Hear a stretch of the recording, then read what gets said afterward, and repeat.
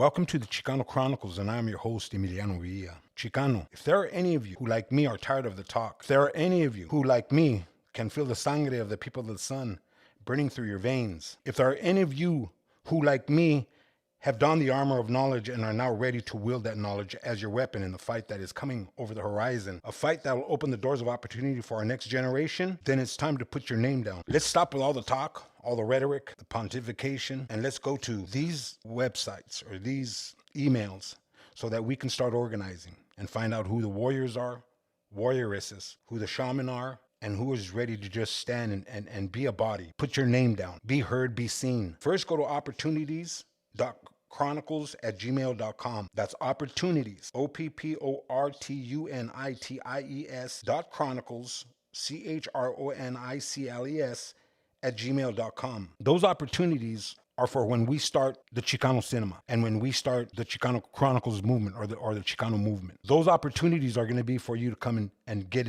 involved in the movement, get involved in becoming part of Chicano cinema. Those are the opportunities that we need. Also, if you want to volunteer, go to volunteer.chronicles@gmail.com. That's volunteer.chronicles@gmail.com and volunteer and become a part of this movement. Or you could go to interns.chronicles@gmail.com. That's interns.chronicles@gmail.com and put your name down for the fight ahead. Other than that, let's continue with our intellectual revolution, our revolution of the mind. Today, I'm going to introduce to you one of the Chicano Chronicles' recurring characters, Political Pancho. Because America has relegated the Chicano culture to slave status, it turns out that America today, mass incarceration is a profound tenet or part of that subjugation. Where did mass incarceration start? How did mass incarceration become a thing in the land of the free? How did that contradiction come to be, that hypocrisy of the third degree? Well, it started right after the Emancipation Proclamation. And if you don't know what the Emancipation Proclamation, this is what this intellectual journey is, people. This is what it is, Chicano, Chicana. When I say something that you don't understand and you don't know, write it down. Then go to the dictionary, get the definition, write it down. Because memory is better served with your eyes, visually. So write it down and then repeat it until you understand what the Emancipation Proclamation means. Or any other words, subjugation. Start understanding this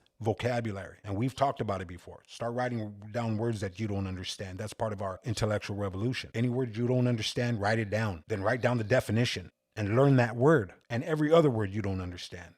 Or quip, or quote, or cliche. That's what I'm talking about when I'm talking about a revolution of the mind, people. Let's start becoming smarter so that we understand what they're saying about us, what they're saying about you. So, and then you can respond and opine in an intellectual capacity in a smart way.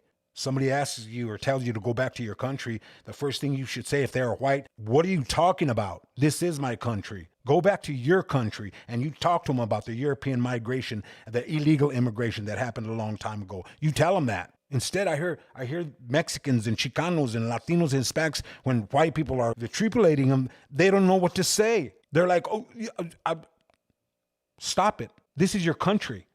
This is your land. You're indigenous to where you're standing. And then I'll repeat the white mantra, right? Unless you're Native American. But they don't say that. They say unless you're Native American, they don't include the Chicano. They don't include the Mexicano because they're ignoring our history.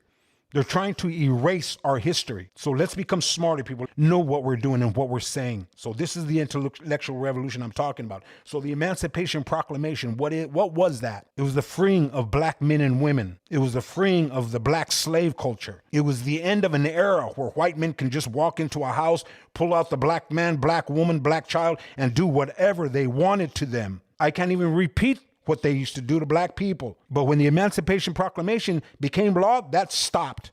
That all ended.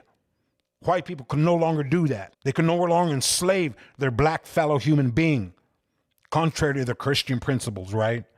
But we'll talk about that later. So once the Emancipation Proclamation came to be law, again, white men couldn't just go into a house and take out a black man and hang him for a Sunday picnic, right? So they had to create other ways to incarcerate, to enslave, to ruin black people's lives, to continue with the history of races, hate, slavery, segregation, all the things that came along with that. That's the Emancipation Proclamation, Chicano. We don't have that yet. We haven't been emancipated. But once black people were emancipated and they were no longer slaves in America. They were no longer considered 3/5 of a human being. So what did white America do? They started creating other ways of incarcerating, of enslaving. And one of those tenets was incarceration. And so now they just started throwing black men in jail en masse for whatever reason. And the way they did that is they created things called black codes, Jim Crow law. And so white people started treating black people this way legally because white America started creating the laws to treat them very, very bad legally. But we'll go into that later. Today we're talking about the Chicano. And I just want you to know why mass incarceration came into play is because, again, you could no longer kill the black man. So what are you going to do? The next best thing is put him in jail for the rest of his life. And so that's how mass incarceration was started. That's how it began. That's how the land of the free started treating their black people and Indians, Native Americans, and Mexicans, Chicanos. It became a thing. So that's where we see mass incarceration, right? So let's move forward to today and where we find ourselves in terms of mass incarceration, in terms of the Emancipation Proclamation, in terms of the new slave culture, America's new slave culture, the Chicano. How did we get here? Well, that's why we're going to have Political Pancho here today, because he's going to tell us something about something called the Iran-Contra affair. What was that? What was the Iran-Contra affair? When you start reading your history, again, after the Emancipation Proclamation, what America did is they started doing bad things to black people. Look up Tulsa, the Tulsa Massacre, Black Wall Street. Look what white people did to them once they started becoming enfranchised, once they started becoming capitalists, once they started becoming true Americans. See what white people do to black people when they started becoming uppity, right? The Iran-Contra affair was a situation where the Ronald Reagan administration, a Republican administration, brought guns and drugs directly into the inner cities, busted right into the main veins of America. It was straight to the head. Mass drugs, mass guns. And this is what created gang violence. This is what created mass killings with gang members.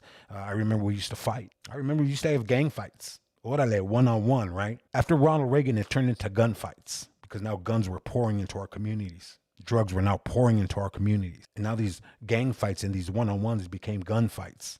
And what you're seeing today, the perpetuation of gang violence. Not the same thing as why gangs were created, right?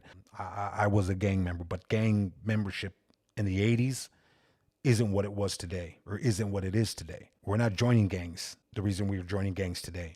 And we'll talk about that, but not in this podcast. So the Iran-Contra affair during the 80s did a lot of things. But the most important thing that they did was they made sure that Chicano took its place as America's new slave culture. The most important thing, the most profound thing that the Iran-Contra affair did, I'll say it again, is they ensured, by taking away our opportunity and giving us guns and drugs, that the Chicano was going to fast become America's new slave culture.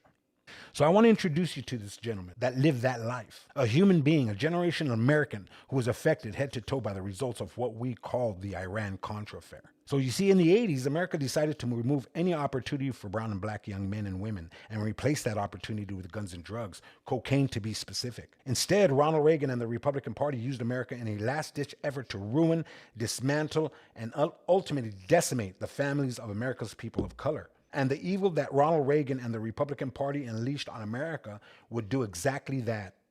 An atom bomb much of the brown and black people's lives and families for generations, including many white families. But collateral damage, quote unquote, is something that white Americans have grown accustomed to in their need to destroy anything and anyone non-white. The gangs and drug culture that came out of that, well, let's allow Political Pancho to educate us on the reality of gangs and drugs in the land of the free and the home of the brave, where all men and all women are created equal and endowed by their creator with certain unalienable rights, least among these the right to life, liberty, and the pursuit of happiness.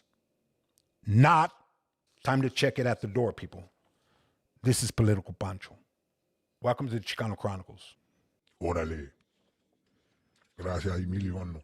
My voice today is going to sound different because I can't let you know who I am. You see? I can't tell you what I've done. I can't say my name. I become an invisible vato in this place we call America today. But let me tell you about who I am. Let me tell you about who you are and how you became what you become. As a human being, I always like to read anything. You put it on front of me, I'm gonna pick that shit up and I'm gonna read it. And I'm gonna go through it and I'm gonna learn from it. And so when we started being mass incarcerated, when we had to shoot our way out of shit, when we had to fight our way out of shit, when they didn't give us no other opportunity but to cuetear, when they didn't give us no other opportunity but to sell cocaine, that's what made me who I am today, you see. And I don't like what I see. So when the Iran-Contra affair came, as Emiliano said, the guns and drugs came straight into our veins, into our calles, into our casas. And at the same time, the Republican Party and the white power structure, they took all our opportunity away. We used to have jobs for summer, right? To buy some tramados, to buy some ropa for the next year. Now understand, they said in the 80s, I was a young chavalo, un mocoso, just getting involved in the gang life, just getting involved in the lifestyle that we call la vida loca. But I was a learning young vato, and I wanted to know, I wanted to find out, I wanted to be involved more than my homeboy, more than my fellow Chicano, my fellow gang member. So I would read. And then when I was thrown in the junta, I had to do my time, right? I had to do what every brown Chicano has to do in the 80s because we were destined for the canton. We were made to kill. We were made to gang bang. We were made to sell drugs to feed our family. We were made to be the monster that I am today, that you've made me. But let's continue, right? How did I become that? I back up what I say. I say I back up who I am. You think that Cholos woke up one day? You think that Chicanos woke up one day and said, oh, I want to kill. That sounds like a good idea. Oh, I want to sell drugs. That sounds like a firme vato. That sounds like who I want to be. It's a fallacy. It's a lie. Because we wanted to be normal human beings too. We wanted trabajos. We wanted to work. But we weren't given that opportunity. We were given an opportunity to kill. We were given an opportunity to ruin lives and sell drugs. We were given an opportunity to learn how to be a criminal, an outlaw. But let me tell you what happened to me, right? Now we get into politics, right? We've all been Democrats. We were all voting for humanity, right? None of us could be Republicans because we didn't have that evil in us. We didn't have that hate, that prejudice, that racism. So the Democratic Party was the obvious choice, right? Generational. My mother was a Democrat. My father was a Democrat. And before them, they were Democrats. Again, because we're humanistic people. So that is the political situation when I was growing up. But then all the mierda that we had to go through, then that's who I am, right? That's who I become, So one thing led to another, and I find myself in the pinta, right? I find myself incarcerated, find myself living the life of an animal, 3/5 of a human being. And so I got my gift. I got my gift of reading, and I sat in my cell, and that's what I did. I read. And the rest, as they say in American literature, is history. That's the worst thing they could have done to this Chicano, because they made me look inside. They made me look inward.